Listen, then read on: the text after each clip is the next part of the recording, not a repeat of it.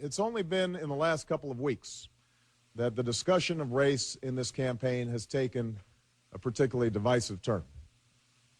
On one end of the spectrum, we've heard the implication that my candidacy is somehow an exercise in affirmative action that is based solely on the desire of wild and wide-eyed liberals to purchase racial reconciliation on the cheap. On the other end, we've heard my former pastor, Jeremiah Wright, use incendiary language to express views that have the potential not only to widen the racial divide, but views that denigrate both the greatness and the goodness of our nation, and that rightly offend white and black alike.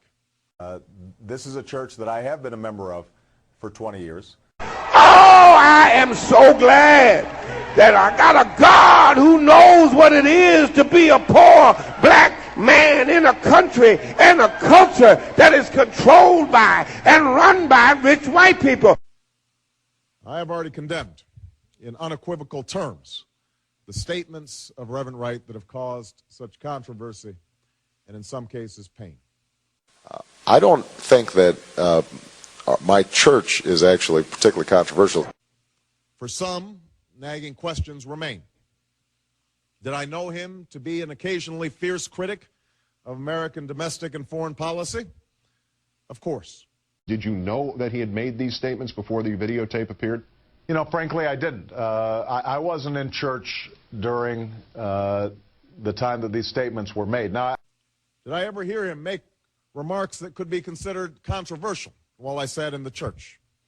Yes. I did not hear such incendiary language myself personally, either in conversations with him or when I was in the pew. Did I strongly disagree with many of his political views? Absolutely. I have to confess that those are not statements that I ever heard when I was sitting in the pews at this church. Just as I'm sure many of you have heard remarks from your pastors, priests, or rabbis with which you strongly disagree. You can walk out of a church. I mean, you can go up to a pastor and say, this is wrong. And as I said, Anderson, if I had heard any of these statements, I probably would have walked out, and I probably would have told Reverend Wright that they were wrong. But the remarks that have caused this recent firestorm weren't simply controversial. They weren't simply a religious leader's efforts to speak out against perceived injustice. I am sick of Negroes who just do not get it. Hillary was not a black boy raised in a single-parent home. Barack was. Barack knows what it means to be a black man living in a country and a culture that is controlled by rich white people. Hillary can never know that. Hillary ain't never been called a nigger. Instead, they expressed a profoundly distorted view of this country, a view that sees white racism as endemic and that elevates what is wrong with America above all that we know is right with America. Do you repudiate the man? Do you repudiate the comments? Do you repudiate both? no, I would not repudiate the man. As I said, this is somebody who I have known for 17 years. Help bring me to Jesus and help bring me to church. A view that sees the conflicts in the Middle East as rooted primarily in the actions of stalwart allies like Israel, instead of emanating from the perverse and hateful ideologies of radical Islam. We have supported state terrorism against the Palestinians and black South Africans, and now we are indignant because the stuff we have done overseas is now brought right back into our own front yards. America's chickens are coming home to roost. Do you not know, though, that, I mean, you know, a couple days after 9/11, he said, you know, this was America's chickens coming home to roost, a result of what he called American terrorism around the world? I mean, you may not have been there, but you must have heard that he had said these things. We bombed Hiroshima, we bombed Nagasaki, and we nuked far more than the thousands in New York and the Pentagon, and we never batted an eye. As such, Reverend Wright's comments were not only wrong, but divisive.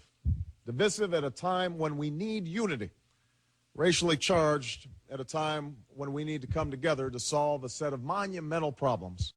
Commitment to the black community, commitment to the black family, adherence to the black work ethic. It goes on, pledge, acquired skills available to the black community, strengthening and supporting black institutions, pledging allegiance to all black leadership who have embraced the black value system, personal commitment to the embracement of the black value system. Now, Reverend, if every time we said black, if it was a church and those words were white, wouldn't we call that church racist? And so many of the sermons that I heard were extraordinarily powerful. One of them, which I've written about, titled The Audacity of Hope, is one that I helped inspire my convention speech. And I think I read in your books No. that you used to listen to tapes of Reverend Wright when you were at Harvard Law School. So you I had understand. no idea.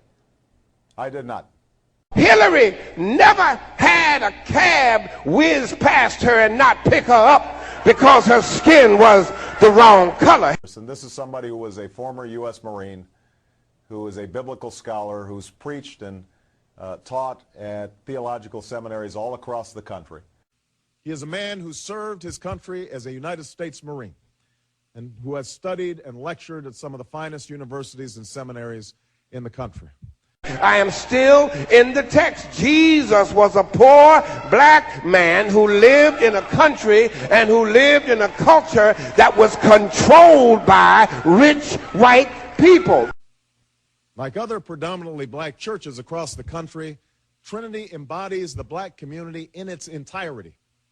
The doctor and the welfare mom, the model student and the former gangbanger. Like other black churches, Trinity's services are full of raucous laughter and sometimes bawdy humor.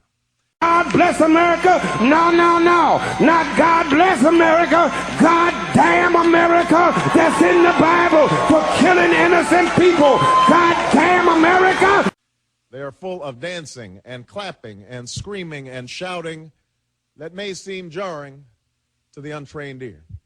Yes, 9/11/01 happened to us, and so did slavery happen to us. Yes, the World Trade Center happened to us, and so did white supremacy happen to us. And this helps explain perhaps my relationship with Reverend Wright. As imperfect as he may be, he has been like family to me. He strengthens my faith, officiated my wedding, and baptized my children. The government lied about the Tuskegee experiment. They purposely infected African American men with syphilis. Fighting for peace is like raping for virginity. He contains within him the contradictions, the good and the bad, of the community that he has served diligently for so many years.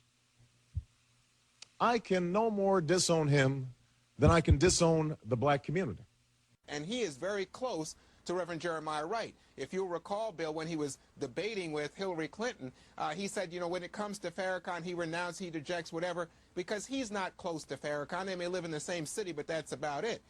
But when it comes to Jeremiah Wright, you've got him right there in the pulpit, in the pews, listening, supporting Jeremiah Wright. The title of his book, Audacity of Hope, comes from a sermon by Reverend Jeremiah Wright. He knows of this hateful rhetoric that you just saw. He knows of the divisive, explosive, race-baiting language that Jeremiah Wright uses. But, the fact is that Barack Obama wanted Jeremiah Wright to justify himself, to make himself authentically black when he moved into Chicago. Now that he's in a different life and trying to be the national Barack Obama candidate, presidential candidate, he's turning away from Jeremiah Wright. He didn't want him when he was announcing for president in Springfield, Illinois. I have no intention of leaving the church itself.